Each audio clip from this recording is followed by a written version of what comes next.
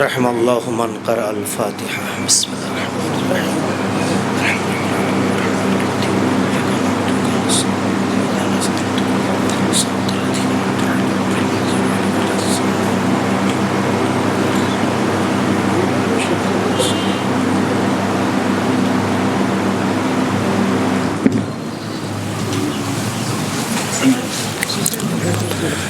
لا حول ولا قوة إلا بالله العلي العظيم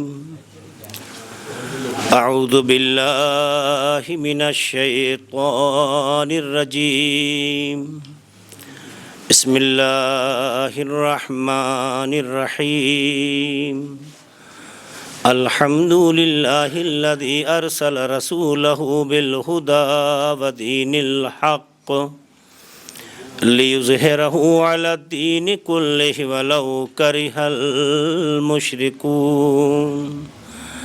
الصلاة والسلام على سيدنا ونبينا وشفيع ذنوبنا وحبيب قلوبنا وطبيب نفوسنا ومولانا أبي القاسم محمد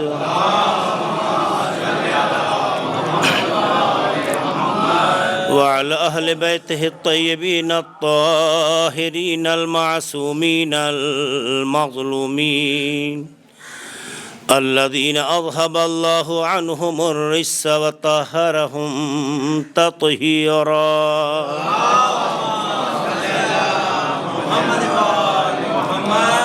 ولعنة الله على أعدائهم وغاصبي حقوقهم ومنكري فضائلهم أجمعين من يومنا هذا إلى قيام يوم الدين أما بعد فقد قال الله سبحانه تبارك وتعالى في كتابه المبين وهو أصدق القائلين والصادقين وقوله الحق بسم الله الرحمن الرحيم ووصينا الإنسان بوالديه حملته أمه وهنا على وهن وفصاله في عامين أن اشكر لي ولوالديك إلي المصير صلوات پڑھتے محمد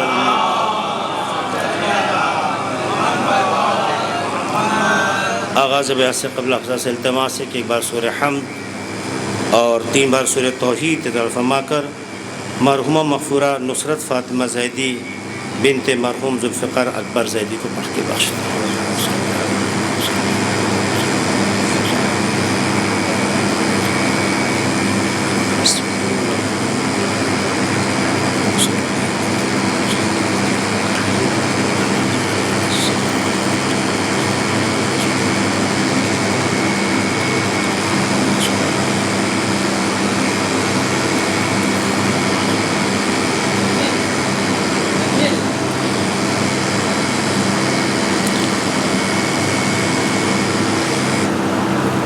مل جل کے صلوات پڑھتے ہیں محمد والے محمد پر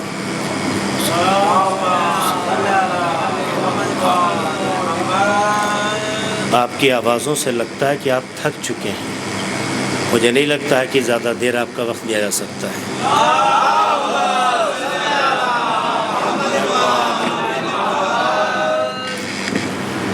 صلوات بھیجنے کے اگر فائدے مومنین سمجھ لیں اور جان لیں تو یقین جانیے کہ صلوات بھیجنے میں شاید ایک دوسرے پہ سبقت لینے کا جذبہ پیدا ہو جائے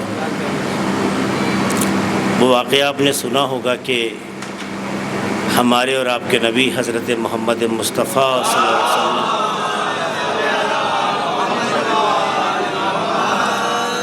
اور مولا امیر المومنین علیہ السلام محو گفتگو تھے اتنے میں شہد کی مکھی آتی ہے اور رسول خدا سے مخاطب ہو کے کچھ باتیں کرتی ہے، کہہ کے چلی جاتی ہے۔ آپ غور کیجئے گا، مولا علی ہیں اور رسول خدا ہیں، آمنے سامنے بیٹھے ہوئے ہیں، شہد کی مکھی آتی ہے، گفتگو کر کے چلی جاتی ہے۔ رسول نے مولا سے پوچھا، علی تمہیں پتہ ہے کہ شہد مکھی نے کیا کہا؟ کہ یا رسول اللہ وہ آپ سے مخاطب تھی۔ اس کا مطلب یہ ہے کہ جب کسی کا خطاب کسی سے مخصوص ہو تو دوسروں کو کان نہیں لگانا چاہیے۔ ایک تربیتی پہلو بھی تھا جو اشارہ کیا، تو آپ نے فرمایا کہ یا رسول اللہ وہ آپ سے مخاطب تھی، آپ بتائیے۔ کہا اس نے مجھے بتایا کہ یا رسول اللہ فلاں مقام پہ شہد آمادہ ہے، اسے لے لیجیے۔ فلاں مقام پہ شہد آمادہ ہے، اسے لے لیجیے، یہ خبر دینے آئی تھی۔ اس میں بڑے پہلو ہیں، میں سے صلوات پہ کچھ اس کو کرنا چاہتا ہوں، ایک لفظ کر کے آگے بڑھ جاؤں۔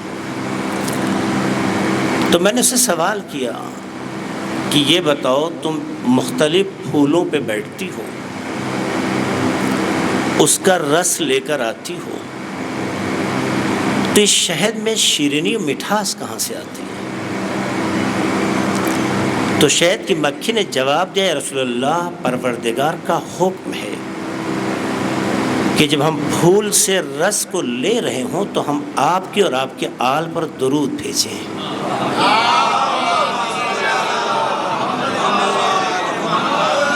جس کا نتیجہ یہ ہے کہ پھول کی اپنی خوشبو کے ساتھ ساتھ اپنا ٹیسٹ ہوتا ہے، لیکن جب آپ کی آل پر اور آپ پر درود بھیجتے ہیں تو اس کے نتیجے پروردگار عالم اسے شیرینی بنا دیتا ہے، شیریں بنا دیتا ہے۔ یہ صلوات کی برکت، تو صلوات کی برکت اتنی ہے کہ اگر مختلف ٹیسٹ کو میٹھا بنا دے تو اگر ہم ایمان کے جذبے کے ساتھ محمد علیہ محمد پہ درود بھیجیں،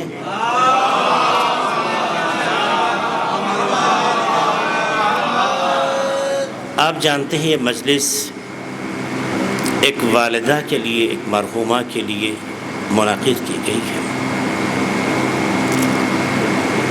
وہ ماں جو ہماری اور آپ کی زندگی کا رشتے کے اعتبار سے ایک حصہ ہوتی ہے۔ پروردگار عالم نے انسان کو بنایا، بنانے کے بعد اس کی حکمت نے یہ فیصلہ لیا کہ اسے رشتوں میں تبدیل کیا جائے۔ نتیجے میں اللہ نے خاتون کو، عورت کو ماں کا درجہ دیا اور مرد کو باپ کا مقام دیا۔ میں اپنے جوانوں سے اور اس کے مادھیم سے جو ہماری گفتگو سن رہے ہیں یہ میسج دینا چاہتا ہوں، پیغام دینا چاہتا ہوں، اور اس پر توجہ دیں۔ ولادتیں انسانوں کے ہاں بھی ہوتی ہیں، جانوروں کے ہاں بھی ہوتی ہیں۔ وہاں بھی پیدا ہونے والا بچہ کسی کے شکم میں کچھ مدت تک ہوتا ہے، چاہے وہ بکری ہو، بھینس ہو، وغیرہ وغیرہ جانور کی مختلف قسمیں۔ ولادتیں ان کے ہاں بھی ہوتی ہیں، ولادتیں انسان کے ہاں بھی ہوتی ہیں۔ صحبتیں اس نے بھی اٹھائی ہیں جس کے شکم میں بچہ تھا، صحبتیں اس نے بھی اٹھائی ہے جسے ہم کل کو ماں کہتے ہیں۔ لیکن مجھے بتائیے کسی بھی تاریخ میں آج تک لکھا گیا کہ فلاں جانور کا باپ ہے، فلاں جانور کی ماں ہے، فلاں جانور کی خالہ ہے، ماموں ہے، پھوپھی ہے، چچا ہے؟ کہیں آپ نے پڑھا، کہیں آپ نے مطالعے میں اس بات کو دیکھا کہ کہیں پہ بھی کسی کتاب نے رشتوں کے جو مراتب ہیں وہ جانوروں کے حوالے سے لکھا ہو، جبکہ ان کے یہاں بھی ولادتوں کے مراحل ہوتے ہیں اور بہرحال ایک جانور کے مختلف بچے پیدا ہوتے ہیں، لیکن کبھی بھائی و بہن کا رشتہ نہیں ہوا، کبھی بھی چچا ماموں کا رشتہ نہیں ہوا، کبھی خالہ و پھوپھی کا رشتہ نہیں ہوا ہے؟ تو آپ بتائیے۔ جانوروں میں کہیں سے بھی یہ رشتے نظر نہیں آئے، لیکن انسانوں میں جیسے ہی انسان نے دنیا میں قدم رکھا، جس کے شکم سے آیا وہ ماں کہلائی، جو ذریعہ بنا وہ باپ کہلایا۔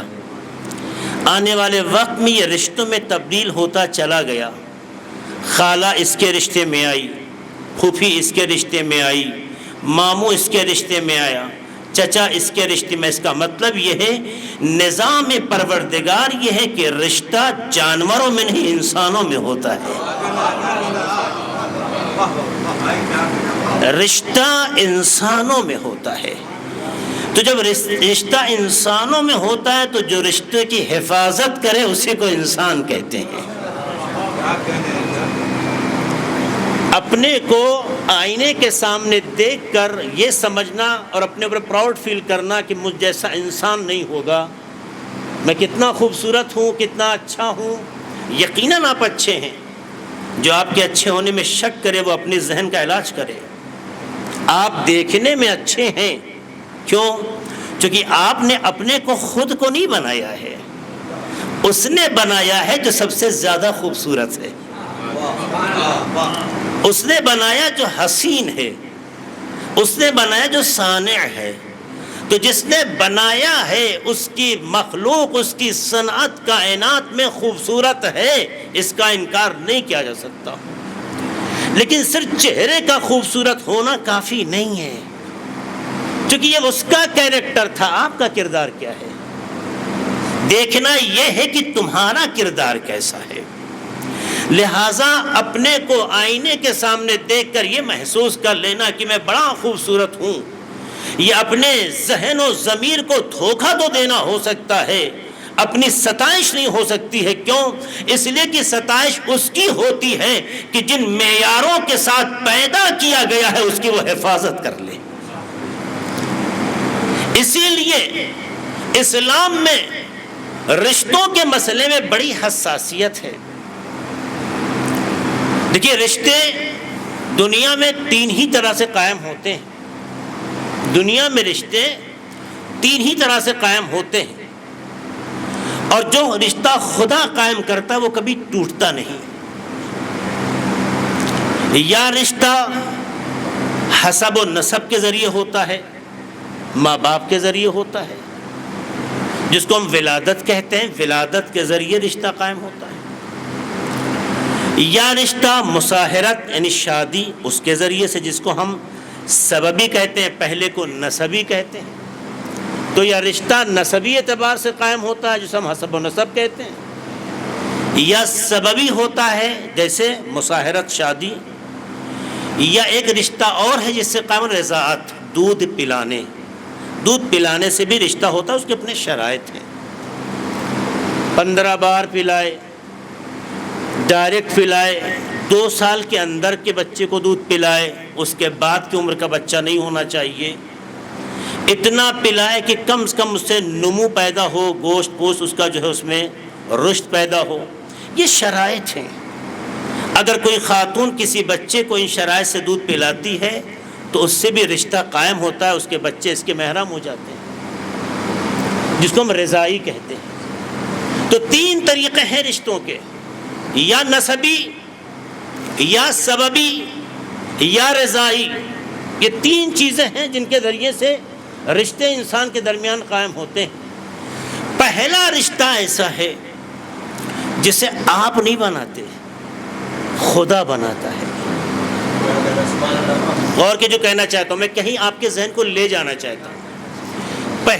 پہلا رشتہ آپ نہیں بناتے، یہ خدا تشخیص دیتا ہے کون کس کا باپ ہو، کون کس کی ماں ہو، کون کس کا بھائی ہو، کون کس کی بہن ہو، یہ خدا تشخیص دیتا ہے۔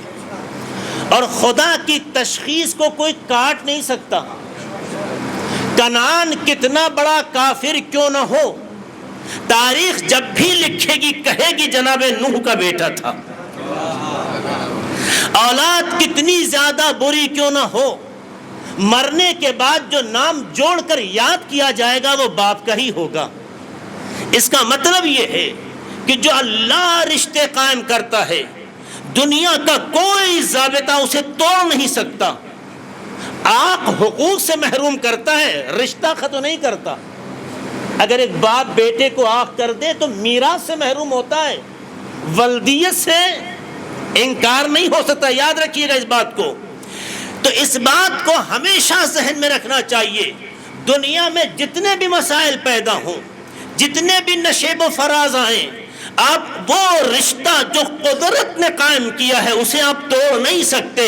چاہے صدیاں گزر جائے، ہزاروں سال گزر جائے، پھر بھی یہی کہا جائے گا فلاں فلاں کا باپ تھا، فلاں فلاں کا بیٹا تھا، فلاں فلاں کا بھائی تھا۔ یہ رشتہ کبھی نہیں ختم ہوتا ہے۔ کیوں؟ کیونکہ جو رشتہ خدا نے قائم کیا ہے وہ دنیا کا کوئی نظام توڑ نہیں سکتا ہے۔ ہاں، نسبی رشتے میں اتنی اجازت ضرور ہے، اللہ کی رضا سے قائم کیا ہے، مگر تم بناتے ہو تو یہ ممکن ہے کہ وہاں پر آ کر اگر طلاق دے دو تو رشتے ختم ہو جائیں۔ اب وہ جو زوجہ تھی زوجہ نہ رہ جائے، تم شوہر تھے شوہر نہ رہ جاؤ، عدت ختم ہو گئی، نامحرم ہو گئے۔ یہ ممکن ہے۔ اس کا مطلب یہ ہے نسبی رشتے میں تو آپ کا ارادہ شامل ہے، رشتہ رکھیں تو اچھی بات ہے، نہیں رکھتے ہیں تو آپ کی مرضی ہے۔ تو نسبی رشتے میں فیصلہ آپ کے حوالے ہے، لیکن سببی رشتے میں آپ کچھ نہیں کر سکتے ہیں۔ لا کہے میرا بھائی نہیں ہے، وہ آپ ہی کا بھائی ہے۔ لا کہے قابل حابیل کا بھائی نہیں تھا، آج بھی تاریخ کہے کہ دونوں بھائی تھے، دونوں آدم کے بیٹے تھے۔ اچھا کو اچھا کہا جائے گا، برے کو برا کہا جائے گا۔ اس کا مطلب یہ ہے یاد کے تقاضے انسان کے کردار سے آگے بڑھتے ہیں، لیکن نسبیت کا انکار نہیں کیا جا سکتا۔ لہٰذا میرے جوانوں، میرے بھائیوں، میرے عزیزوں، جو لوگ میری گفتگو سن رہے ہیں اس کا خیال رکھیں۔ وہ اگر یہ سوچتے ہیں میرا فلاں بھائی نہیں ہے، نہیں میں تو مانتا ہی نہیں، آپ کے ماننے کا مسئلہ ہی نہیں ہے، آپ کی چوائس نہیں ہے۔ اگر آپ کے چوائس سے کوئی بھائی آپ کا بھائی ہو، آپ کی پسند سے کوئی بہن آپ کی پسند ہو، تو اگر آپ کی پسند سے بھائی ہو، آپ کی پسند سے بہن ہو تو آپ کے فیصلے چلیں گے۔ لیکن اگر خدا کی پسند سے بھائی بنا ہے، خدا کی پسند سے بہن بنا ہے، تو رشتوں کی حرمت کا تقاضا یہ ہے کہ جب تک جان میں جان ہے یہ رشتہ کمزور نہ ہو سکے، کیونکہ رشتوں کی حیات ماں باپ کی تربیتوں کا مزاج بیان کرتی ہے۔ اچھا پڑھ لینے سے آپ پڑھے لکھے کہلائیں گے، ڈاکٹریٹ کی آپ سرٹیفکیٹ لینے سے ڈاکٹر کہلائیں گے، انجینئرنگ کی آپ سرٹیفکیٹ لینے سے انجینئر کہلائیں گے، ایک امامہ رکھ لینے سے مدرسے پڑھ لینے سے مولوی کہلائیں گے۔ لیکن یہ آپ کے کمال کے لیے کافی نہیں ہے، یہ آپ کی وہ پہچان ہے جو ایک علم کے دائرے کو بیان کرتا ہے، جو آپ کی فکر کو بیان کرتا ہے، آپ کی روح کو نہیں بیان کرتا ہے۔ آپ کی روح آپ کے کردار کے ذریعے پہچانی جائے گی۔ لاکھ بڑا امامہ لگائے ہو، لیکن اگر اس لباس کے معیار کے مطابق عمل نہ ہو تو بہروپیہ کہلائے گا، عالم نہیں ہوگا۔ کتنے بڑے آپ جو ہے ڈاکٹر ہو، کتنے بڑے انجینئر ہو، میڈیکل سے آپ کو سندیں مل گئی ہو، ان سندوں کے مل لینے سے دنیا میں جو اس کی ایک عمر ہوتی ہے 50 60 60 سال 70 سال جو بھی عمر مانی جاتی ہو، ہر ایک فیلڈ کی اپنی ایک عمر ہے کہ کب تک آپ ورک کر سکتے ہیں، اسی کی حد تک اس کی حیثیت ہے۔ اس کی بنیاد پر آپ کی مکمل شناخت نہیں ہوتی ہے، ورنہ کتنا بڑا ڈاکٹر ہو، کتنا بڑا انجینئر ہو، اگر ایسی زبان بولے کہ اس کے علم کے پتہ نہ دے، ایسی مزاج کو پیش کرے جو اس کی صلاحیت کا اندازہ نہ پیش کر سکے، تو دنیا کا جامع پڑھا لکھا نہیں، جاہل ہے۔ اس کا مطلب یہ ہے سندوں سے کمال نہیں ملتا ہے، زبان کی طہارت اور کردار کے بغیر سے انسان کو اعزاز ملتا ہے۔ صلوات پڑھتے محمد والے محمد پر۔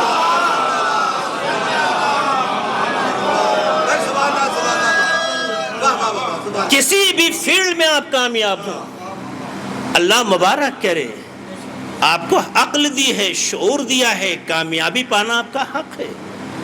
کامیاب آپ نہ ہوں گے تو کون ہوگا؟ بندے خدا اگر کامیاب نہ ہو تو پھر کسے حق کامیاب ہونے کا ہے؟ آپ جس فیلڈ میں چاہے کامیابی پانا، اگر اس کا فائدہ شرافت، اخلاق، طہارت، کردار، تربیت کو ہے، وہ سب عبادت کا حصہ ہیں۔ لیکن صرف سرٹیفکیٹ پانے سے منہ میاں مٹھو بن جانا، کچھ لوگ لکھنؤ کے بھی ہیں، کافی نہیں ہے۔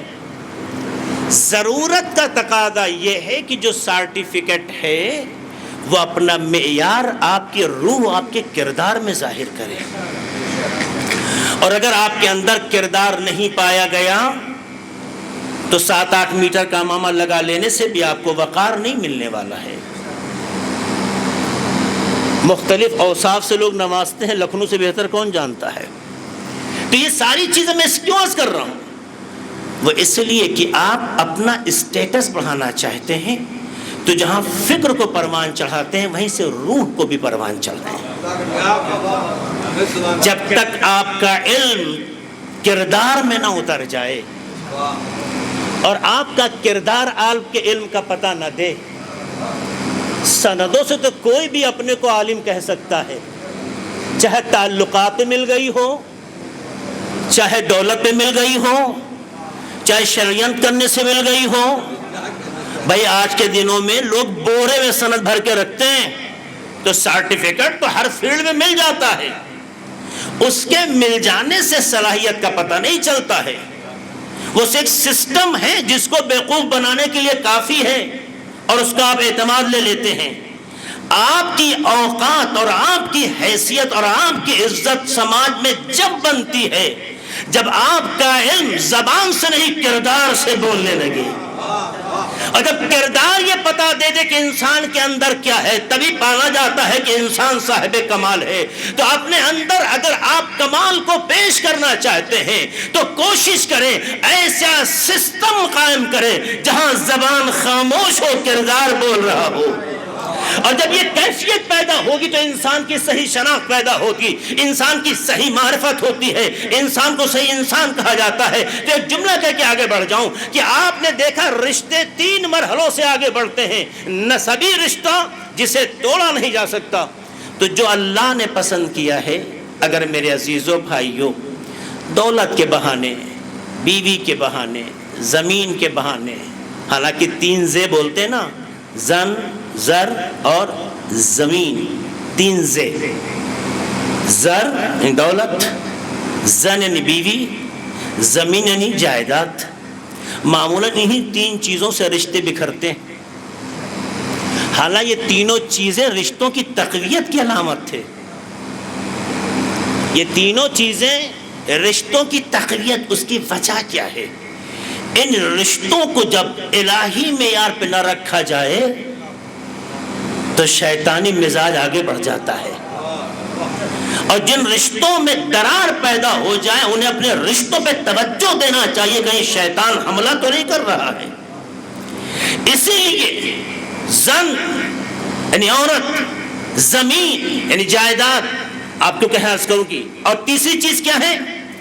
زر یعنی یہی جو آپ کے سامنے تمام دولت کے مراحل ہیں، یہ وہ چیزیں ہیں کہ جس سے عام طور سے لوگ بکھر جاتے ہیں، لیکن یہ تینوں چیزیں رشتوں کی تقویت کی علامت تھے، تضعیف کی علامت نہیں تھے۔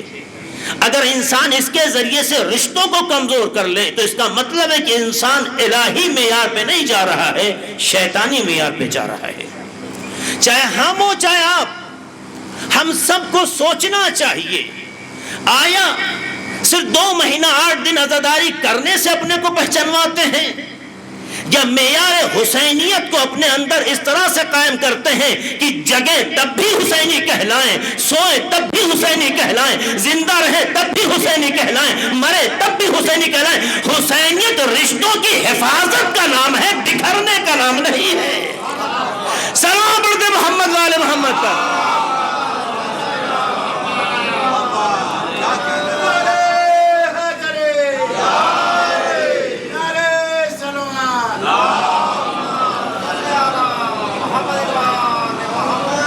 لہٰذا میری ریکویسٹ ہے، میری خواہش ہے، التماس ہے اپنے بھائیوں سے، اپنے جوانوں سے جو اب تک حالات سے دوچار ہیں، اگر آپ اپنی زوجہ سے زیادہ محبت کرتے ہیں تو رشتوں سے اور محبت کریں۔ اگر دولت آپ کے لیے بہرحال ضرورت کا تقاضا ہے تو رشتوں کو اور جوڑنے کی کوشش کریں. اس دولت کا فائدہ ہی کیا جو رشتوں کو بچا نہ سکے؟ اس زمین کا فائدہ ہی کیا جو ماں باپ کے دیے ہوئے رشتوں کی حفاظت نہ کر سکے؟ تو آپ توجہ رکھیے گا، اس کا مطلب یہ ہے کہ اگر کوئی اپنے ان رشتوں کی حفاظت نہ کرے جسے خدا نے قائم کیا ہے، تو اس کا مطلب ہے کہ نگاہ قدرت میں وہ امین نہیں، خائن ہے. خائن کا حساب آپ جانتے ہیں. لیکن ایک بہت قیمتی جملہ ہے جو اس کی طرف میں اشارہ کرنا چاہتا ہوں. جہاں رشتہ اللہ قائم کرتا ہے کہ جسے قائم کرنے کے بعد دنیا کوئی توڑ نہیں سکتی، چاہے وہ دنیا دیکھنے سے پہلے ہی مر جائے تب بھی کہا جائے گا فلاں فلاں کا بھائی تھا جو پیدا ہوتے مر گیا، ہے نا. اسی رشتوں کے بعد کا مرحلہ جو نسبی کہلاتا ہے، جو شادی سے ہوتا ہے، بس ایک ظریف پہلو ہے. آپ شادی کرتے ہیں تو شادی کرنے کے ذریعے بھی رشتے قائم ہوتے ہیں. زوجہ محرم بن جاتی ہے، اس کی ماں بھی محرم ہو جاتی ہے. اگر کسی وجہ سے خدا نہ کرے کسی وجہ سے کوئی اپنی بیوی کو طلاق دے دے، عدت کا وقت گزر جائے، وہ نامحرم ہو جاتی ہے. نہ اس کے آپ شوہر ہیں نہ آپ کی بیوی ہے. لیکن ایک رشتہ ہے جو کبھی ٹوٹتا نہیں شادی کے ذریعے بھی. جانتے ہیں وہ کیا؟ وہ ہے زوجہ کا بیٹی دینے کی بنیاد پر ماں بننا. کبھی غور کیا آپ نے؟ آپ زوجہ کو طلاق دے دیں، نامحرم ہو جائے گی، مر جائے، رشتہ ختم ہو جائے، جو بھی صورتحال ہوتی ہو، رشتہ ختم کر دیں، لیکن کبھی بھی اس کی ماں جو آپ کے لیے اس شادی کے رشتے کی بنیاد پر ماں بنی تھی، یہ کبھی آپ کی نامحرم نہیں ہوتی. تو کہنے دیجئے نگاہ قدرت نے جہاں تمام رشتوں کی عظمتوں کو پہچانوایا، وہاں ماں کے رشتوں کی قیمت کی طرف اشارہ کیا کہ یہ عنوان اتنا قیمتی ہے، ہم قائم کریں تب بھی معیاری ہے، ہماری رضا سے قائم کیا جائے تب بھی اعتبار رکھتا ہے. نہ وہ رشتہ ٹوٹ سکتا ہے جسے میں نے ماں بنایا ہے، نہ رشتہ ختم ہو سکتا ہے جسے تم نے میرے حکم سے ماں بنایا ہے. ایک سلام پڑھ دے محمد والے محمد پر.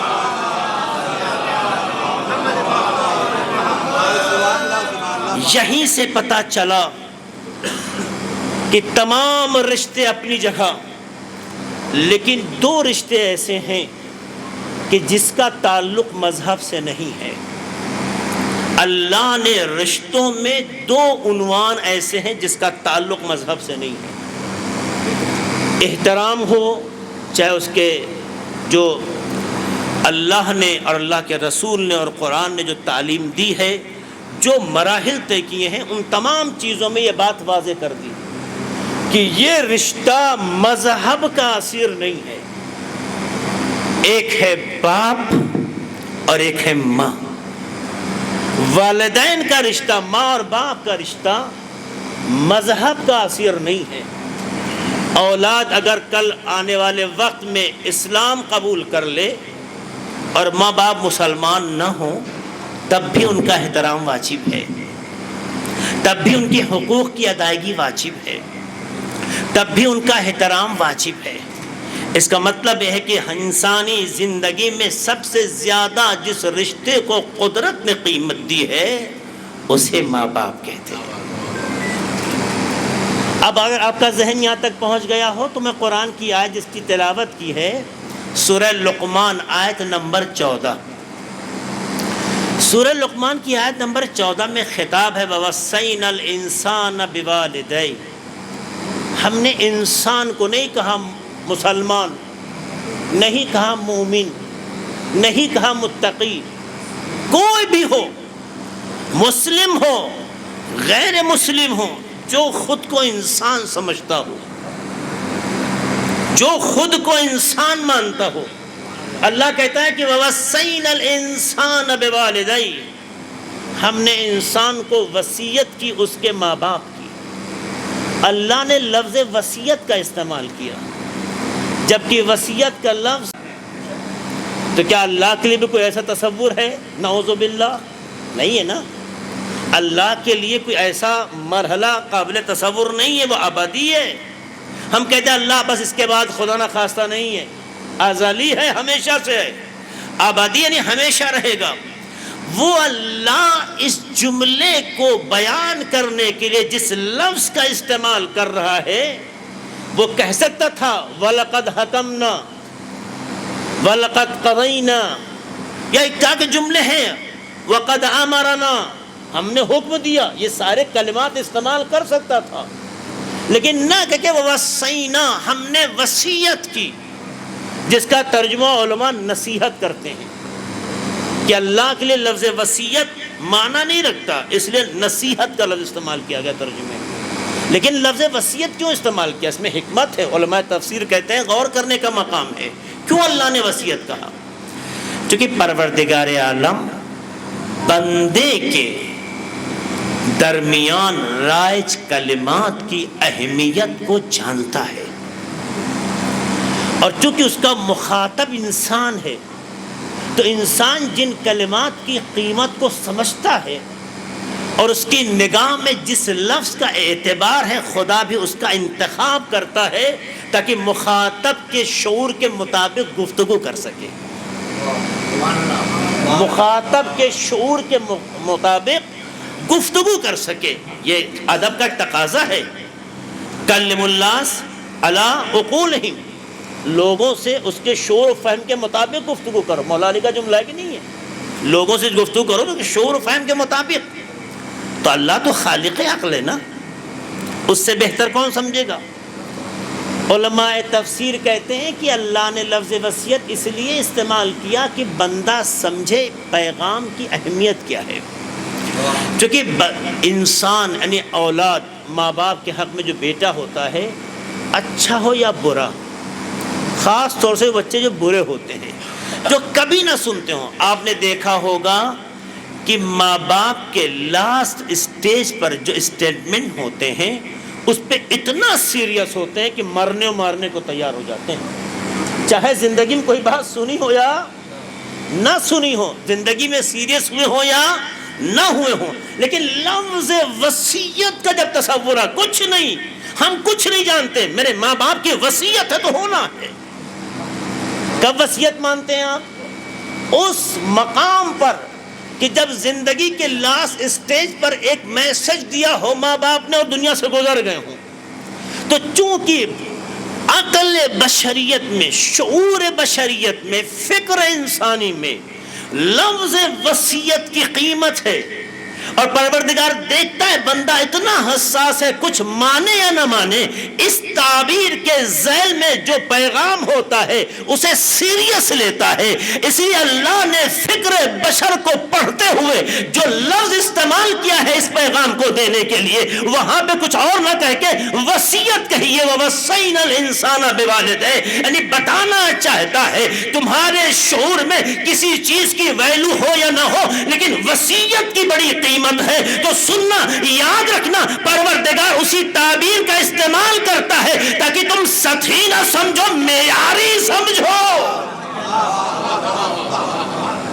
یہ ہے جو اللہ کہہ رہا ہے قرآن میں، اور ایک جگہ نہیں، 3 جگہ یہ تعبیر ہے. سورہ عنکبوت آیت نمبر 8 میں بھی ہے وَوَصَّيْنَا الْإِنسَانَ حُسْنًا، میں نے وَوَصَّيْنَا الْإِنسَانَ بِوَالِدَيْهِ حُسْنًا، ہم نے انسان کو وصیت کی یعنی نصیحت کی. کس چیز کی؟ حسن عمل کی، کردار کی، اچھے رفتار کی، کیریکٹر کی. سورہ احقاف میں بھی ہے وَوَصَّيْنَا الْإِنسَانَ بِوَالِدَيْهِ إِحْسَانًا، ہم نے وصیت کی انسان کو اس کے والدین کے ساتھ کیا کرے؟ احسان کرے. سورہ اسراء میں وَقَضَىٰ رَبُّكَ أَلَّا تَعْبُدُوا إِلَّا إِيَّاهُ وَبِالْوَالِدَيْنِ احسانًا. یہ احسان کیا چیز ہے جو بار بار آپ پڑھتے ہیں؟ جانتے ہیں احسان کسے کہتے ہیں؟ احسان کا مطلب ظاہری یہ ہے نیکی کرنا. احسان کا مطلب صرف نیکی نہیں ہے. امام محمد باقر علیہ السلام سے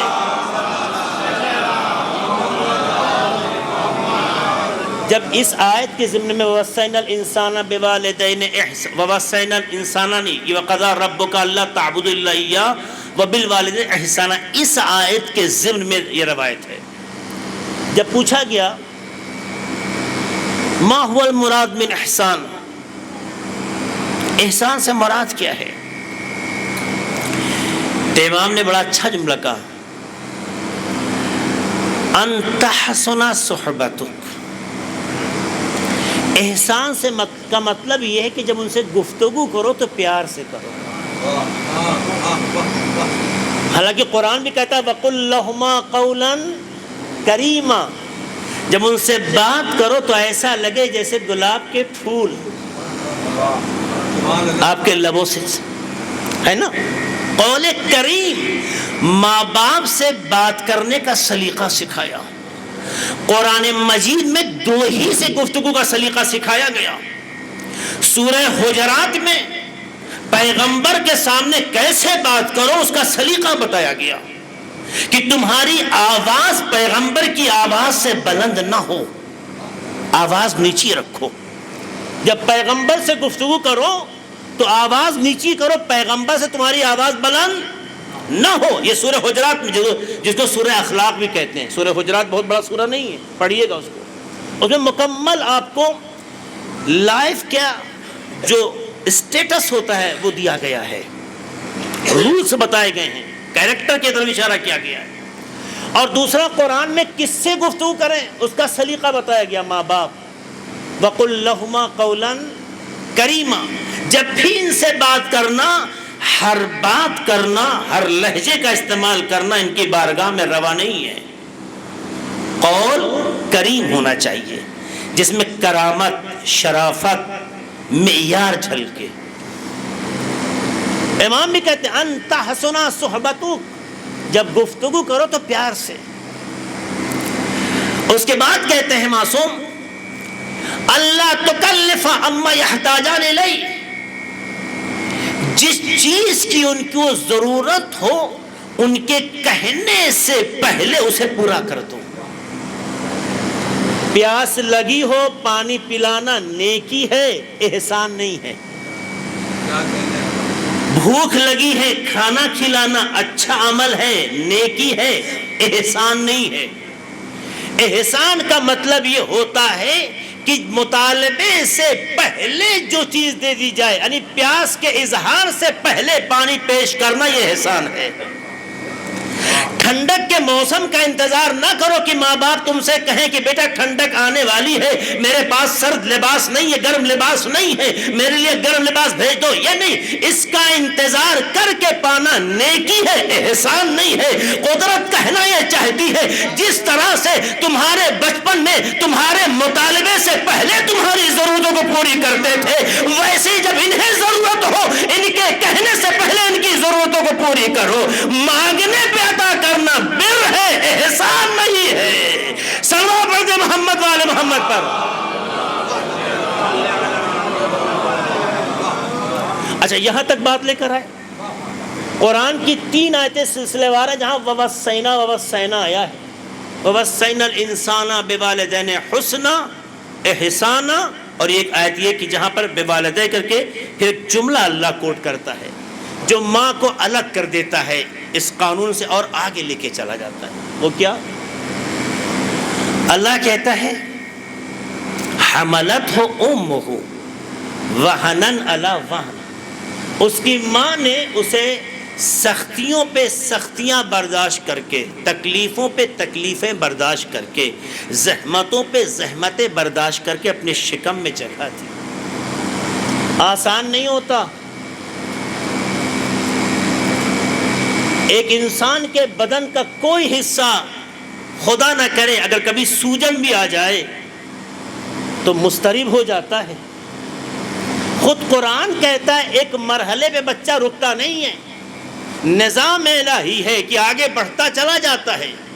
ایک محدود جگہ میں ایک وجود کو خدا نے رکھ کر جب اسے رشد ماں کے شکم میں دیا، 1-2 دن نہیں، 9 مہینے، 4 مہینے تک تو چیز ٹھہری ہوئی تھی، 4 مہینے کے بعد حرکت شروع ہوئی، ٹھہری ہو تو تب بھی قابل برداشت ہے، حرکت پیدا ہو جائے تو درد کی کیفیت کا وہی اندازہ لگا سکتا ہے جس پر گزر رہی ہے، اس لیے کہ جس پر درد گزرتا ہے وہ محسوس کرتا ہے کہ کس منزل میں وہ ہے، اس لیے کہ درد کو بیان کیا نہیں جا سکتا ہے، اظہار کیا جا سکتا ہے مجھے درد ہو رہا ہے، مگر درد کس کنڈیشن کا کیا کیفیت ہے اسے لفظوں میں کوئی بیان نہیں کر سکتا ہے۔ اور ایک دو نہیں 9 مہینے تک مجھے بتائیے، اللہ اس آیت میں کہتا ہے جس کی ماں نے اسے حمل کیا ہے، درد پہ درد سہتے ہوئے، زحمتوں پہ زحمتیں سہتے ہوئے، تکلیفوں پہ تکلیفیں، اس کا مطلب قدرت خود بتا رہی ہے اس کی ایک تکلیف ہے، اس کا ایک درد ہے، اس کی ایک چبھن ہے، ماں لیٹ نہیں پاتی ہے، ماں بیٹھ نہیں پاتی ہے، ماں سکون نہیں پاتی ہے، کبھی دائیں لیٹے تو بائیں احساس کرتی ہے، بائیں لیٹے تو دائیں تکلیف محسوس کرتی ہے، کبھی دائیں کبھی بائیں، کبھی اٹھ کے بیٹھتی ہے، کبھی ٹہلنے لگتی ہے، آپ ان کیفیتوں کو محسوس نہیں کرتے، مگر تاریخ بشریت میں کوئی ایک ماں کو ثبوت کے طور پہ پیش کرے کہ اس ماں نے کہا ہو کہ مجھے یہ برداشت نہیں ہو رہا ہے، مجھے یہ تکلیف جھیلی نہیں جا رہی ہے، میں بچہ مجھے برداشت نہیں ہے، یہ کیا مصیبت ہے جو میں پال رہی ہوں۔ ہر ماں اس مستقبل کا انتظار کر رہی ہے جسے دیکھا نہیں ہے، کیسا انتظار شیریں ہے کہ دردوں پہ درد سہے جا رہی ہے، مگر شکوہ نہ کر کے یہی دعا ہے، خدایا میری عمر سے لگ جائے، خدایا میری شان سے مل جائے، خدایا میری عزت سے مل جائے، خدایا میرے لیے آئینہ بن جائے۔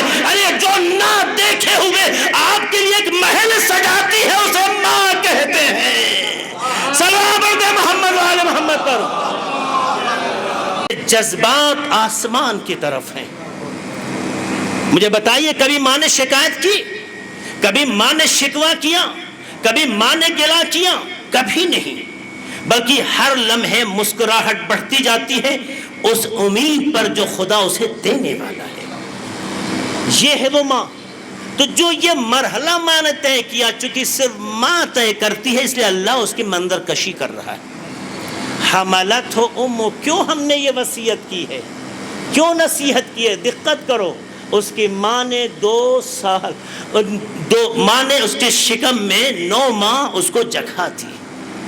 عزیزوں، اپنے گھروں میں دوسرے رشتوں کا کوئی بچہ آ جائے تو جو 4 دن کے بعد ہی لوگوں کی جو ہے پیشانیوں پہ بل آ جاتے ہیں، سب کی بات نہیں کہہ رہا ہوں، جنرل بات کہہ رہا ہوں، 2-4 دن صرف گھر میں آ کے رہے تو پیشانیوں پہ بل آ جاتے ہیں۔ یہ 9 ماہ رکھتی ہے مگر پیشانی پہ کبھی بل نہیں آتے، کبھی احسان نہیں چاہتا تھی۔ دوسرا وَفِصَالُهُ فِي عَامَيْنِ، 2 سال جو اس نے دودھ کی مدت بڑھائی، یعنی 2 سال جو دودھ پلایا۔ یہ 2 وہ کیریکٹر ہیں جو اللہ نے قرآن میں ماں کے بیان کیے ہیں، جس میں ماں ممتاز ہے، اس میں کوئی اس کا شریک نہیں ہے۔ اکثر لوگ کہتے ہیں کہ اسلام میں ماں کا اتنا تذکرہ ہے کہ بیچارہ باپ کتنا مظلوم ہے، اس کے بارے میں کوئی گفتگو نہیں ہوتی ہے نا، ماں کا اتنا تذکرہ، باپ کی تو کوئی گفتگو نہیں۔ ایسا نہیں ہے، ایسا نہیں ہے۔ باپ کی اپنی جگہ ہے، ماں کی اپنی جگہ ہے، لیکن چونکہ ماں بچے کی زندگی سے اٹیچ ہوتی ہے اس لیے ماں کا تذکرہ زیادہ ہوتا ہے۔ باپ محنتوں سے بچے کے جسم کو مضبوط بناتا ہے، ماں تربیت سے روح کی تقویت کرتی ہے۔ باپ جسموں کو سنوارنے پر اپنی عمر صرف کر دیتا ہے، ماں اسے اچھا انسان بنانے پر اپنی زندگی صرف کر دیتی ہے۔ تو ماں چونکہ ڈائریکٹ براہ راست بچے سے جڑی ہوتی ہے، اٹیچ ہوتی ہے، اس لیے اسلام نے ماں کی طرف زیادہ توجہ دلائی۔ باپ بھی اولاد سے بہت محبت کرتا ہے، مگر آپ دیکھیے، میں اس بات کو اور مکمل کر دوں جملہ کہہ کے۔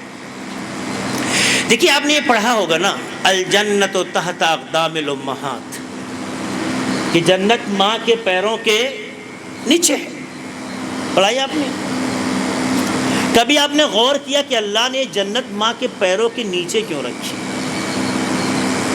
میرے جوانوں نے کبھی خدا ہے نا، جو چیز جہاں چاہے رکھ دے، اس کے رکھنے میں کوئی مسئلہ ہے کیا؟ چاہتا تو پیشانی کو تعبیر کے طور پہ پیش کر دیتا، بازوؤں کو تعبیر کے طور پہ پیش کر دیتا، سینے کو تعبیر کے طور پہ کہہ دیتا، جسم کے کسی اور حصے پر اگر پروردگار نظر ڈال دیتا اور کہتا کہ یہاں بہشت رکھی، تو جس خدا نے پیر کے نیچے رکھی وہاں بھی رکھ سکتا تھا، ہے نا؟ غور کیا آپ نے؟ اللہ نے ماں کے پیروں کے نیچے جنت کیوں رکھی؟ علماء نے جواب دیا، عقل کا استعمال کیا، کہا غور کیجئے، یہ جنت تعبیر جو پیر کے نیچے ہے وہ اس لیے ہے تاکہ ایک جوان بچے کو یہ میسج دیا جائے کہ تم اگر جنت چاہتے ہو، بہشت چاہتے ہو، تو یاد رکھنا ماں کے پیروں کے نیچے ہے۔ پیر وہ جگہ ہے جہاں تک پہنچنے کے لیے جھکنا پڑے گا۔ جنت غرور سے نہیں ملتی، جھکاؤ سے ملتی ہے۔ جنت ایٹھن سے نہیں ملتی، انعطاف سے ملتی ہے۔ اللہ نے پیروں کے نیچے اسی لیے رکھا، اگر تم بہشت چاہتے ہو تو کل کا انتظار نہ کرو، اپنا فیصلہ اسی دنیا میں کر سکتے ہو، کیونکہ دنیا آنے والے کل کے لیے مقدمہ ہے۔ جیسی منزلیں یہاں طے کرو گے ویسی انجام وہاں ہوگا۔ اگر تمہیں کل بہشت چاہیے ہے تو جو دنیا میں بہشت کا مقام بتایا گیا ہے اس لائق بن سکے یا نہیں، لہٰذا اگر اس لائق بننا ہے تو کل کا انتظار نہ، ماں کے سامنے جھکنے کا شعور پیدا کرو۔ جو جوان ماں کے سامنے جھکتا ہے وہی بہشت تک پہنچتا ہے۔ تو ایک مرحلہ ہو گیا، یعنی ماں کے سامنے عقل دکھانے سے بہشت نہیں ملے گی، ماں کو رسوا کرنے سے بہشت نہیں ملے گی، ماں کی توہین کرنے سے نہیں۔ اسی حدیث سے سب جملے واضح ہیں۔ ماں کی توہین کرنے سے بہشت نہیں ملتی ہے۔ اگر تمہیں بہشت چاہیے، ماں کے سامنے جھکنے کا سلیقہ پیدا کرو، ماں کے سامنے غرور کا مظاہرہ نہ کرو۔ اسی روایت نے ایک جگہ بڑھ کے ایک جملہ کہا کہ ماں کے پیروں کے نیچے جنت ہے اور باپ اس جنت تک پہنچنے کا دروازہ ہے، اور دروازے کے بغیر آپ کسی محل میں داخل نہیں ہو سکتے۔ تو ایسا نہیں ہے، اسلام نے دونوں جنبوں پہ نظر کی ہے، مگر دونوں کی اپنی اپنی حیثیت ہے۔ میں جو کہنا چاہتا ہوں غور کیجئے گا، اللہ نے اس قرآن کی اسی آیت میں یہ واضح کر دیا کہ تمہاری ماں کا یہ جو کردار ہے وہ بہت بڑا کردار ہے۔ اس لیے ضرورت کا تقاضا ہے کہ میں آ کے خدا ہو کر کہوں کہ ہم نے وصیت کی ہے۔ یعنی یاد رکھنا، کچھ تم باپ اور اللہ کی مانو نہ مانو، اس وصیت کو بھولنا نہیں۔ سارا دار و مدار یہی چلتا ہے۔ کیوں؟ اس لیے کہ اسی ماں باپ نے ہی تو تمہیں اللہ سکھایا، اسی ماں باپ نے ہی تمہیں ہماری طرف رغبت دلائی، اسی ماں باپ نے ہی تمہیں بولنے سے پہلے اشاروں میں سمجھایا اللہ ایک، پنجتن 5، امام 12۔ معصوم بات ہے کہ بچہ بول نہیں پاتا ہے جب، تب بھی انگلیوں کے اشاروں سے شروع کر دیتا ہے۔ اس کا مطلب یہ ہے کہ یہ ماں ہے جو زبان پر کلمات جاری کرنے سے پہلے اللہ کی عظمتوں سے واقف کرا کر اتنا ذہن تیار کر دیتی ہے کہ بچہ بولتا بعد میں ہے، خدا کو پہلے پہچان لیتا ہے۔ منع کہ یہی گود میں لے جا کے کسی پتھر کے سامنے رکھ دیتی، کہیں اور کسی بارگاہ میں چلی جاتی تو ہم بھی وہی کرتے جو وہ کرتی، لیکن وہ نہ کر کے، بھئی ہم مجبور تھے نا، ہمیں جہاں رکھ دیتی، جس ماحول میں بھیج دیتی۔ جب ہم مجبور تھے اور کچھ نہیں کر سکتے تھے، سارا اختیار قدرت نے ماں باپ کو دیا تھا۔ بھئی 2-4 دن کا بچہ یا 4-6 مہینے کا بچہ اپنی جگہ سے ہلنے کی بھی صلاحیت ٹھیک سے نہیں رکھتا ہے۔ اگر اس بچے کو ماں باپ چاہیں تو جس کلچر میں چاہے ڈال دیں، جس ماحول میں چاہے ڈال دیں، جیسا چاہے بنا دیں، یہ ماں باپ کو اختیار دیا تھا۔ تبھی تو کہتا ہوں کہ دنیا یہ سوچتی ہے کہ ماں باپ ہونا یہ بہت بڑا شرف ہے۔ میں کہنا یہ چاہتا ہوں شرف ہے مگر یہ کافی نہیں ہے۔ ماں باپ ہونا یہ وہ شرف ہے جس میں خدا بتانا چاہتا ہے تمہارا مستقبل تمہارے حوالے کیا ہے، جیسا فیوچر چاہو اولاد کے ذریعے بنا لو۔ فیوچر وہ نہیں ہے جو تم بناتے ہو، فیوچر وہ ہے جو اولاد کے ذریعے پہچانا جاتا ہے۔ اس لیے ماں باپ کے مرنے کے بعد بھی اولاد کے ذریعے سے ماں باپ پہچانے جاتے ہیں۔ تو آپ کا بچہ آپ کے ہاتھ میں جو چاہے اسے آپ بنا لیں، جیسے چاہے آپ اسے بنا لیں. تو ماں باپ آپ کے ماں باپ کے اختیار میں بچہ ہوتا ہے. ماں باپ جدھر لے جانا چاہے پورے اختیار، لیکن نہ لے جا کر آپ کو شرک سے بچایا، کفر سے بچایا، گمراہی سے بچایا. اللہ ایک ہے معرفت دلائی، پنجتن 5 ہے معرفت دلائی، امام 12 ہیں، رسول اتنے ہیں، شہدائے کربلا. یہ سب چیزیں مائیں اپنی آغوش میں بچے کو بولنے سے پہلے سکھا لے جاتی ہیں. یہ ماں آپ کو خدا سے جوڑ رہی ہے. آج جو آپ کے اندر کربلا جانے کا جذبہ پیدا ہوا یا حج کا شوق پیدا ہوا، وہ بچپن کی تربیت ہے جو پروان چڑھی ہے. اس کا مطلب یہ کہ کردار آپ ادا کر رہے ہیں. کیریکٹر ماں اور باپ کا کہلاتا ہے، جس میں ماں سب سے بڑا کردار انجام دیتی ہے. یہی وجہ ہے اولاد جو کچھ کرتی ہے اس کا ثواب ماں باپ کے بھی نامہ اعمال میں جاتا ہے. اسی لیے تو اس کا مطلب یہ ہے کہ نظام قدرت میں کوئی چیز ختم نہیں ہوتی. نگاہوں سے کسی چیز کا چھپ جانا، مٹ جانا نہیں ہوتا. ماں کا مر جانا یا باپ کا مر جانا یہ نگاہوں کے سامنے سے اس نعمت کا اٹھ جانا ہے، مٹ جانا نہیں ہے.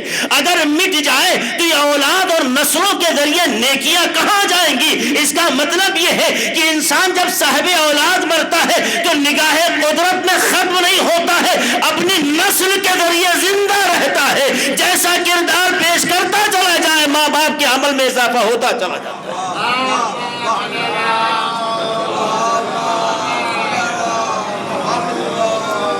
اس لیے قرآن کہتے ہیں انشکر لی والے والدیک، یہی سورہ انشکر لی والے والدیک.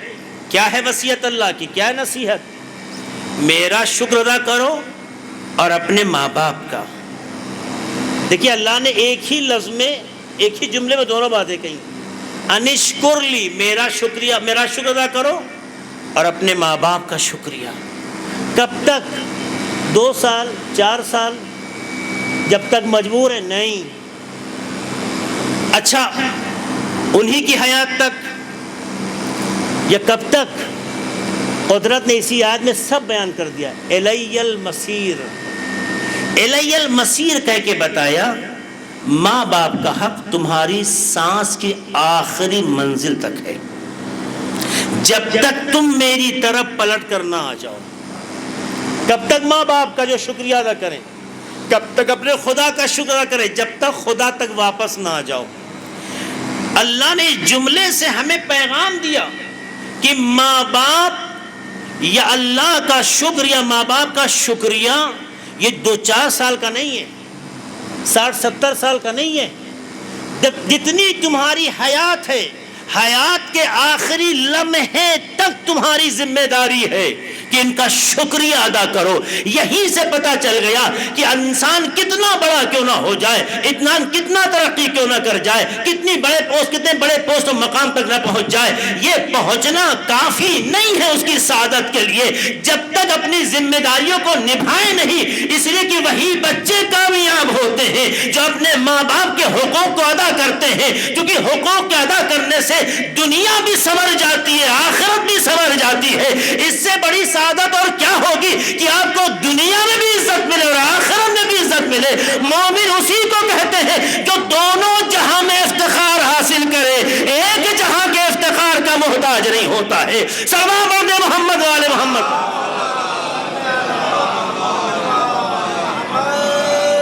یہ ہے وہ مرحلے جنہیں سمجھنا ہوگا. آپ سمجھیں گے تب اس کی قیمت کا اندازہ ہوگا.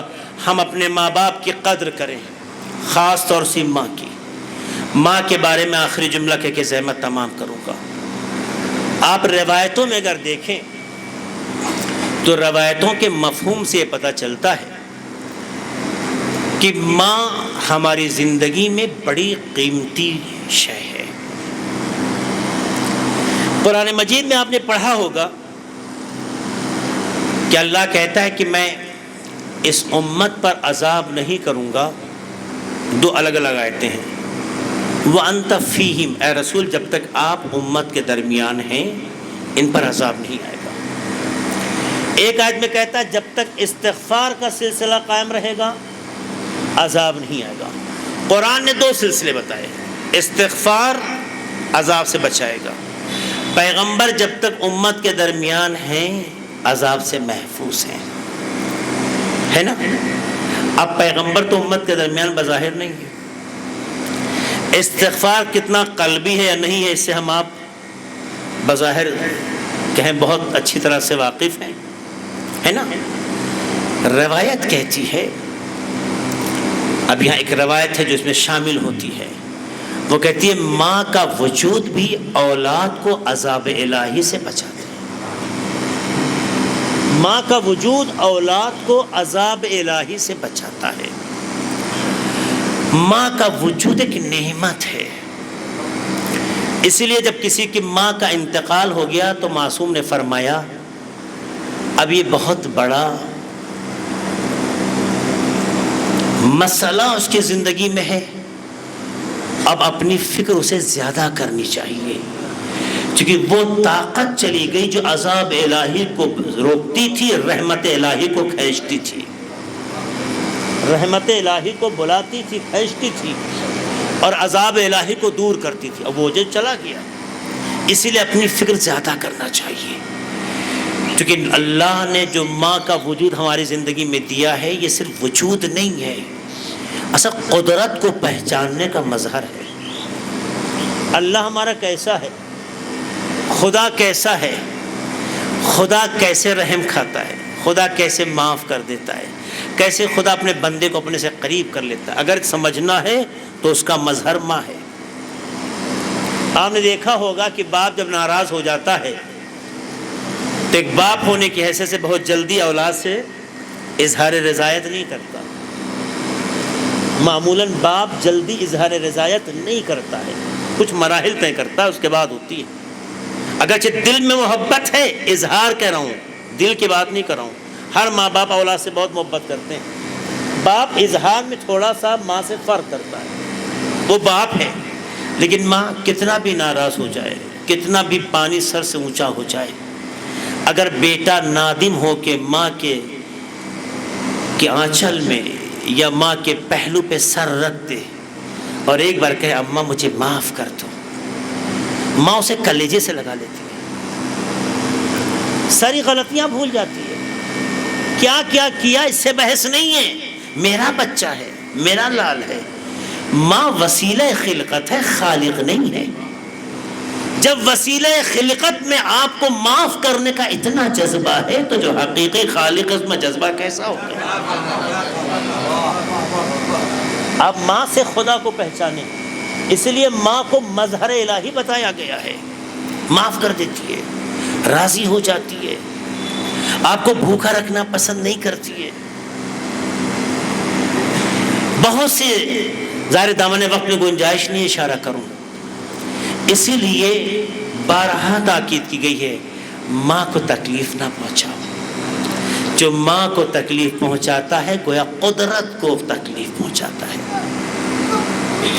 اور کتنا عظیم معیار ہے اللہ کا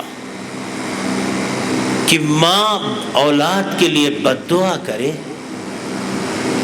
تو خدا قبول نہیں کرتا، اور دعا کرے تو اسے رد نہیں کرتا۔ آپ کہیں عجیب بات کہہ رہے ہیں آپ، ماں دعا کرے اللہ رد نہیں کرتا، ماں بد دعا کرے تو قبول نہیں کرتا۔ علماء نے اس کے پیچھے راز کو بتایا کہ وجہ یہ ہے کہ جو ماں اولاد کے کسی عمل سے ناراض ہو کے بد دعا کر رہی ہے، جیسے ہی اسے خبر ملتی ہے میرا بچہ مصیبت میں ہے، گوشے تنہائی میں جا کے قدرت سے گویا لڑتی ہے کہ خدایا میری زندگی لے لے، میرے بچے کو نجات دیتے، خدایا اس کی مشکل کو ہمیں دیتے، خدایا میرے بچے کی حفاظت کر دے، کیونکہ قدرت جانتی ہے ماں کی مامتا اسے مجبور کر دیتی ہے کہ اپنے اسٹیٹمنٹ کو واپس لے لے، اس لیے خدا بھی ماں کی بد دعا جلدی قبول نہیں کرتا۔ یہ حکمتیں ہیں نظام الہی میں، اس لیے جن کی ماں زندہ ہیں ان کی قدر کریں، ماں جن کی زندہ قدر کرے، ماں عمر سے نہیں رشتے سے پہچانی جاتی ہے۔ یہ نہ سوچے 70 سال کی ہو گئی بڑھیا کب تک رہے گی، نعوذ باللہ کب تک ہم یہ بوجھ ڈھوتے رہیں گے، یہ نہ سوچیں۔ آپ کو لگتا ہے کہ وہ بوڑھی ہو گئی ہے، قدرت کو محسوس ہے کہ تمہیں ضرورت ہے۔ جب تک زندگی میں ہمارے ماں باپ کی ضرورت ہوتی ہے خدا رکھتا ہے، جب ضرورت اس کے اعتبار سے ختم ہو جاتی ہے واپس بلا لیتا ہے۔ تو اگر کسی کی زندگی میں ماں باپ ہیں تو انہیں عمر سے نہیں، ان کے وجود کی قیمت سے انہیں پہچانیے۔ ہماری زندگی میں ان کا ہونا ہماری ضرورت ہے جو خدا رکھے ہوئے، ورنہ خدا کسی کو کسی پہ بوجھ نہیں بناتا، اسے اٹھا لیتا ہے۔ اگر قدر و قیمت نہ سمجھی ہو تو سمجھیں، اگر ماں گزر گئی ہو تو کار خیر کے ذریعے سے اسے راضی کریں۔ ہاں زدارو، اس لیے کہ ماں کہتے ہی اسے ہیں جو لوگوں کو، اپنے بچوں کو خاص طور سے اپنے کلیجے سے لگائے، اور اپنے بچے جیسے جو چھوٹے بچے ہوں ان پر بھی ممتا کا اظہار کرے۔ پرانے زمانے میں دیکھا گیا جب فیملی ایک دوسرے سے ملتی جلتی تھی تو محلے اور پڑوسیوں کے چھوٹے بچے بھی جو گھر کی ماں ہوتی ہے اپنے بچے کی طرح پیار کرتی تھی۔ ماں کہتے ہی اسی کو، جب ایک عام ماں اتنا پیار کرتی ہے تو جو کائنات کی ماں ہو وہ کتنا پیار کرتی ہوگی۔ بچہ ماں کے مرنے پہ کیوں تڑپتا ہے؟ کیونکہ جس طرح ماں بچے سے بہت جڑی ہوتی ہے، باپ بھی ویسے جڑا ہوتا ہے۔ اس لیے جب ماں پہ کوئی مصیبت ہوتی ہے یا ماں کا سایہ سر سے اٹھتا ہے تو اولاد تڑپتی ہے، اولاد تڑپتی ہے۔ اے میرے جوانوں، ماں زندگی بھر یہی چاہتی ہے کہ ہمارے بچے ایک ساتھ ہوں۔ ماں کی روح کو خوش کرنا ہے تو یہ بھولنا نہیں، کیسے بھی حالات ہوں اگر روح کو خوش کرنا ہے تو بھائی ایک ساتھ ہونے چاہیے، مل کے رہنا چاہیے۔ غور کیجیے گا تو ماں جتنا اولاد سے جڑی ہوتی ہے، اولاد کو ماں کے گزرنے پہ اتنی درد ہوتا ہے۔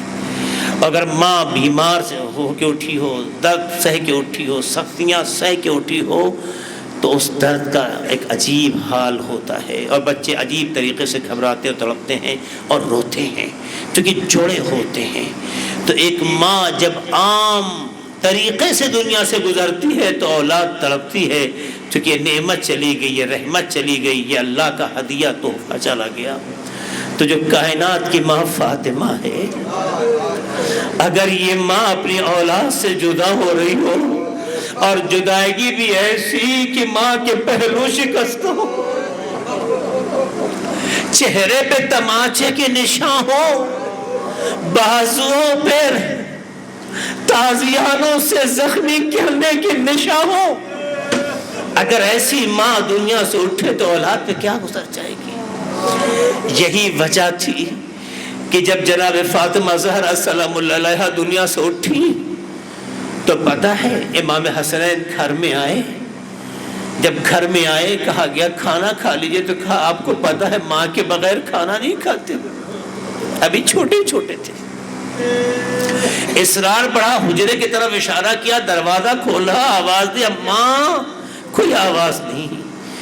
2-3 بار آواز دینے کے بعد جب کوئی جواب نہ ملا، شہزادے سمجھ گئے کہ میری ماں اس دنیا میں نہیں ہے۔ سنیں گے یہ شہزادے تیزی سے دوڑتے ہوئے مسجد نبوی کی طرف بڑھے، جا کے کہتے ہیں یا بتا قد ماتت امنا، بابا ہماری ماں دنیا میں نہ رہی۔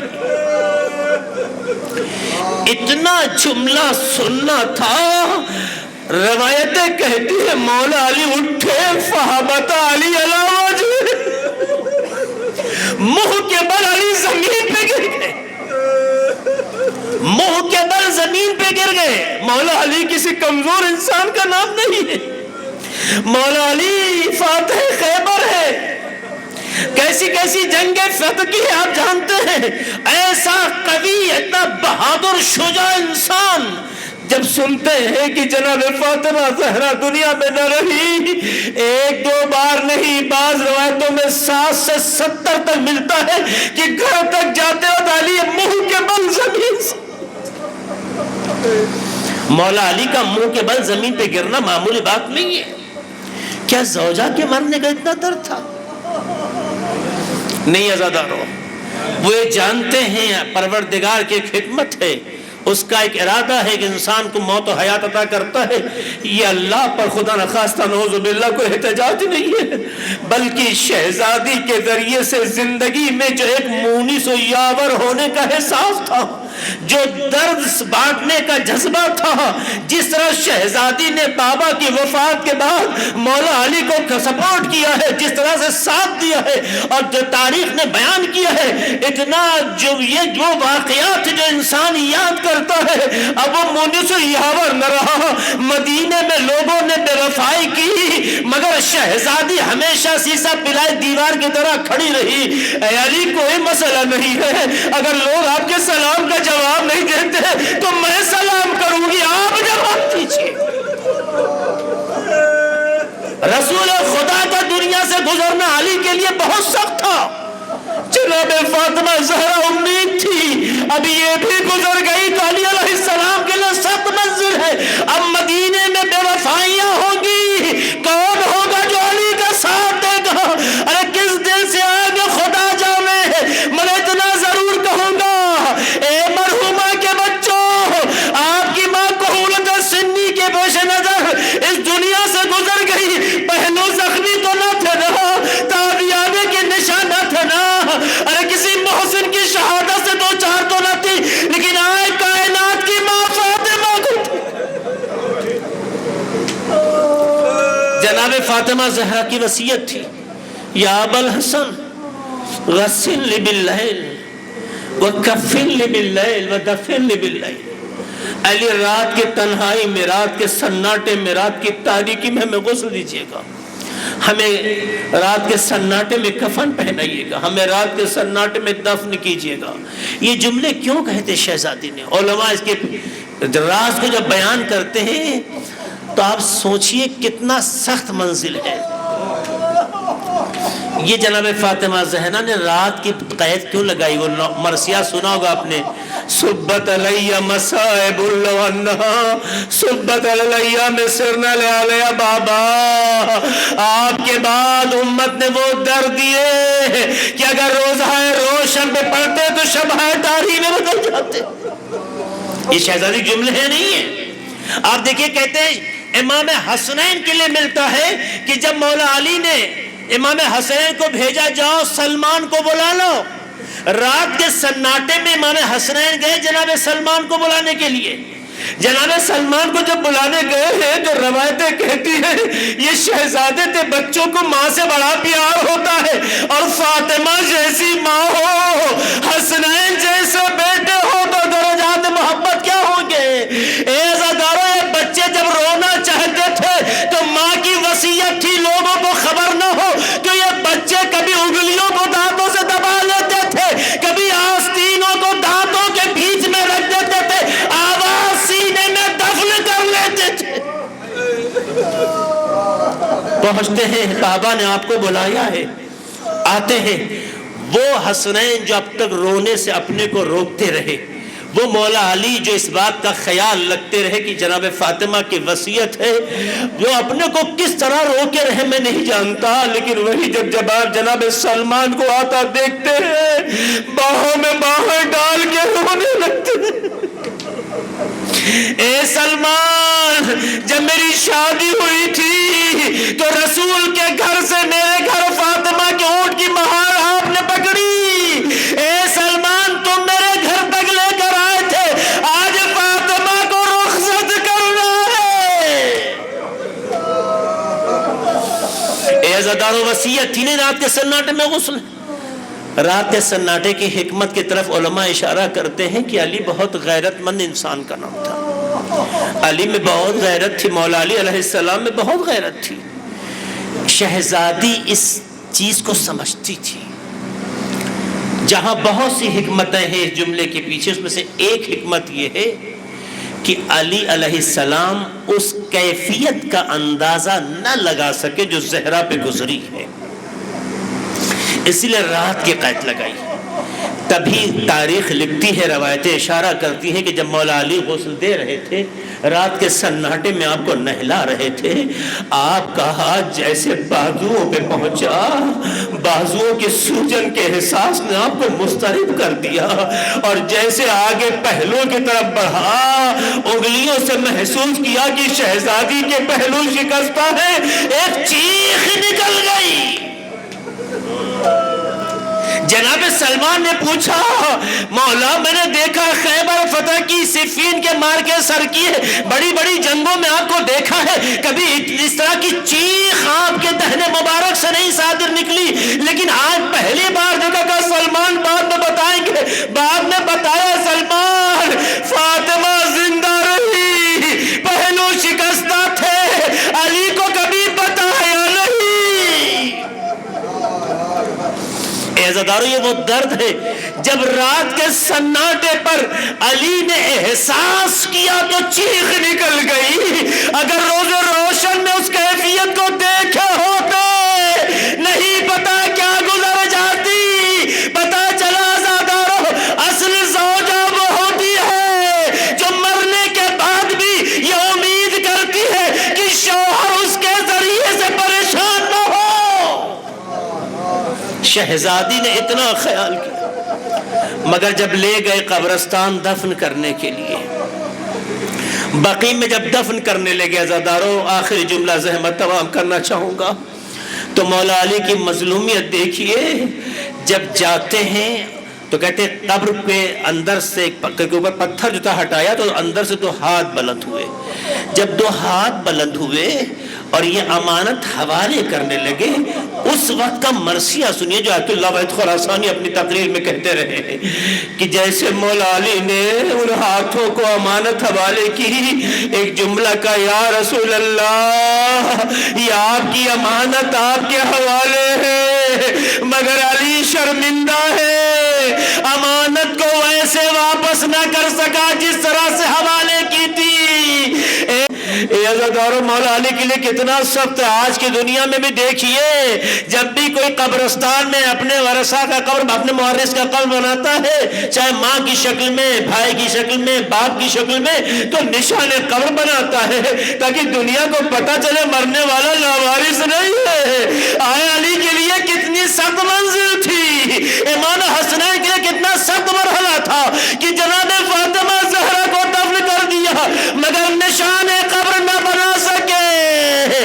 خدایا وقت کے امام کو بھیج تاکہ پردے غیب سے آ کر بقیع کے قبرستان میں اپنی ماں کے قبر پر نشان قبر بنا کے دنیا کو پیغام دے سکے، میری ماں فاطمہ نہ کل لاوارث تھی نہ آج لاوارث ہے۔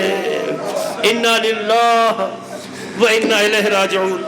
سیعلم الذین ظلموا ای منقلب ینقلبون۔ بار اللہ تجھے واسطہ مدال محمد کا ہمارے مختصر عمل قبول فرما۔ خدا تجھے واسطہ مدال محمد کا مرحومہ کی مغفرت فرما، خدا ان کے درجات کو بلند فرما، خدا ان کی بیٹی، ان کے بیٹوں، ان کے بھائیوں، تمام وابستگان اعزاء و اقارب کو صبر عطا فرما۔ خدا ان کے بیٹوں کو ہمیشہ ماں کی یادگار اور تربیت کا مظاہرہ کرتے ہوئے زندگی بسر کرنے کی توفیق عطا فرما۔ خدایا دنیا کا اثر نہ پڑے، دین اور تربیت کا اثر ان کی اولاد پر غالب رہے۔ خدا تجھے واسطہ مدال محمد کا ہم سب کو توفیق عطا فرما کہ اپنے مرحومین کے مغفرت کے لیے اسباب فراہم کر سکیں۔ خدایا ہمارے بزرگوں کا سایہ ہمارے سروں پہ قائم رکھ۔ خدا جو دنیا سے گزر گئے جا رحمت و مغفرت میں جگہ عطا فرما۔ خدایا جو بیمار ہوں، جن بیماری دوچاروں نے شفاء کامل و عاجل عطا فرما۔ خدایا عالم بشریت میں جہاں کہیں بھی مسلمان ہیں ان کے جان، مال، عزت، آبرو کی حفاظت فرما۔ خدایا فرزندان توحید کو کلمت اللہ العلیٰ کے تحت ایک ساتھ ایک پردم کے نیچے جمع ہونے کی توفیق عطا فرما۔ خدایا برادران اسلامی میں جو محبت، اخوت قرآن و اہل بیت اور رسول خدا نے دی ہے، خدایا ہم سب کو اس کا مظہر بنا۔ خدایا دشمنوں کی تمام سازشوں کو ناکام کر۔ خدایا ہمارے وطن عزیز ہندوستان میں امن و امان قائم کر۔ خدایا پرچم جمہوریہ اسلامی ایران کو سربلندی عطا فرما۔ خدایا ہمارے تمام علماء کرام ملک مراج اعظام کی حفاظت فرما۔ خدایا امام زمانہ کے ظہور میں تعجیل فرما، ہم سب کو ان کے آوان و انصار میں شمار فرما۔